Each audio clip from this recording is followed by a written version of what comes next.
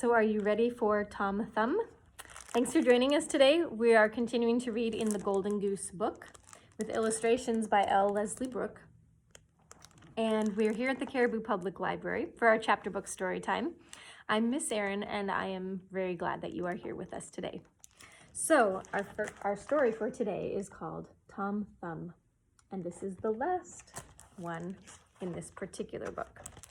So the classic Mother Goose tales has been very fun to read to you. I hope you've been enjoying it as well.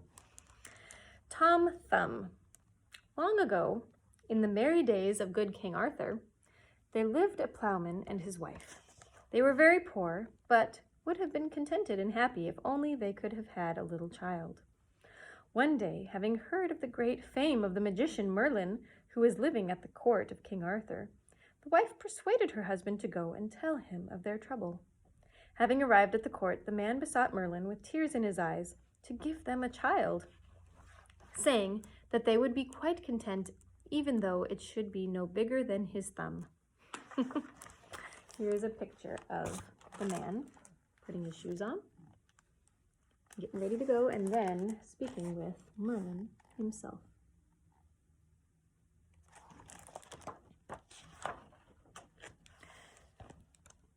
Merlin determined to grant the request, and what was the countryman's astonishment to find when he reached home that his wife had a son who, wonderful to relate, was no bigger than his father's thumb.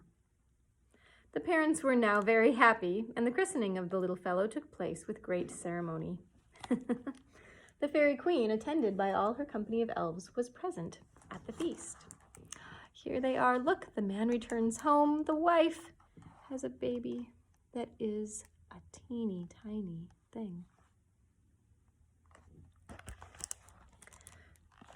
The fairy queen kissed the little child, and giving it the name of Tom Thumb, told her fairies to fetch the tailors of her court, who dressed her little godson according to her orders.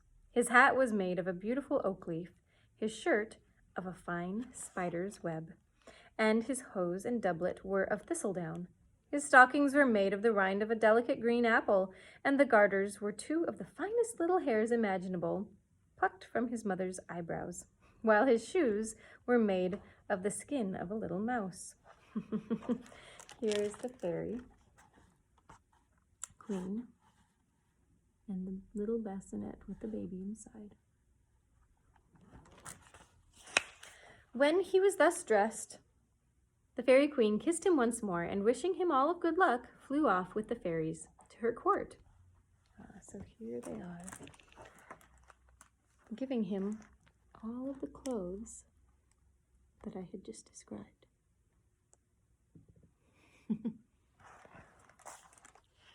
As Tom grew older, he became very amusing and full of tricks, so that his mother was afraid to let him out of her sight.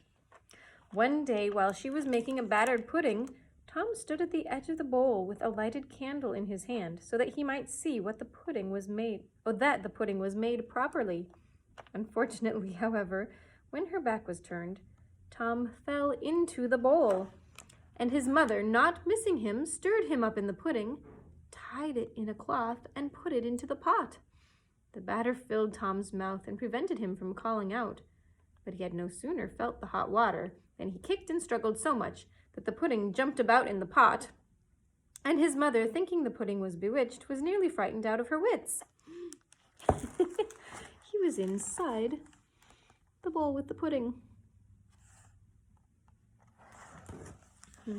Pulling it out of the pot, she ran with it to her door and gave it to a tinker who was passing.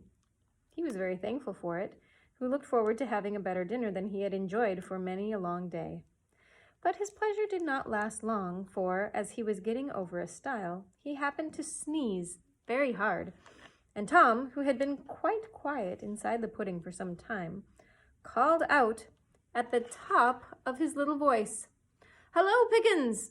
This so terrified the tinker that he flung away the pudding and ran off as fast as he could. The pudding was all broken to pieces by the fall, and Tom crept out, covered with batter, and ran home to his mother, who had been looking everywhere for him, and was delighted to see him again. I've got to see these pictures. Oh. So here is the mother put the bag with the pudding inside the pot, and it was jumping around, so it frightened her so much. Then she gave it to the tinker, and here he is running away as he was frightened when Tom called out. And last, here is the mother, Tom covered with batter, returning home.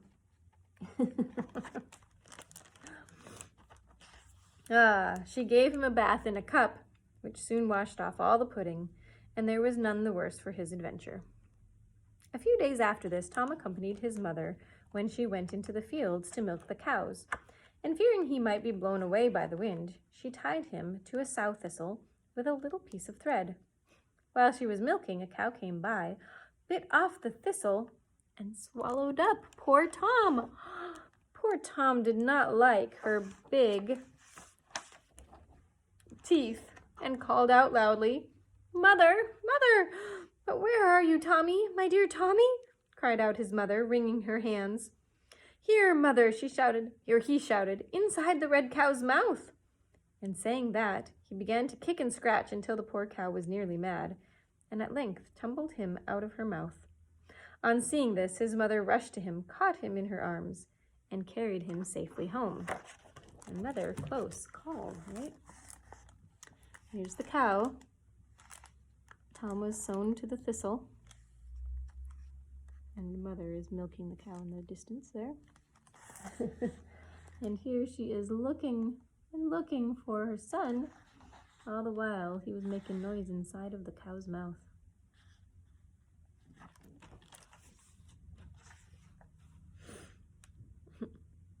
Some days after this, his father took him to the fields plowing and gave him a whip made of barley straw with which to drive the oxen. But little Tom was soon lost in a furrow. An eagle, seeing him, picked him up and flew with him to the top of a hill where stood a giant's castle. The giant put him at once into his mouth, intending to swallow him up, but Tom made such a great disturbance that when he got inside, the monster was soon glad to get rid of him and threw him far away into the sea. Oh my goodness. So here he is inside the giant's mouth. And then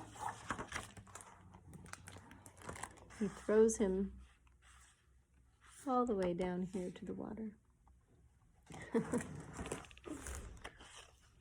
But he was not drowned, for he had scarcely touched the water before he was swallowed by a large fish, which was shortly afterwards captured and brought to King Arthur as a present by the fishermen.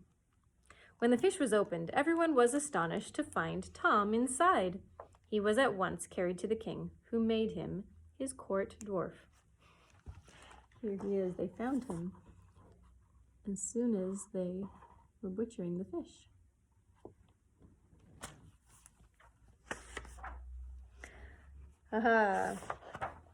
Long time he lived in jollity, beloved of the court, and none like Tom was so esteemed amongst the better sort. The queen was delighted with the little boy and made him dance a galliard on her left hand. He danced so well that King Arthur gave him a ring, which he wore around his waist like a girdle. Here he is being presented to the king. And here we have King Arthur and his queen, with Tom sitting on her hand.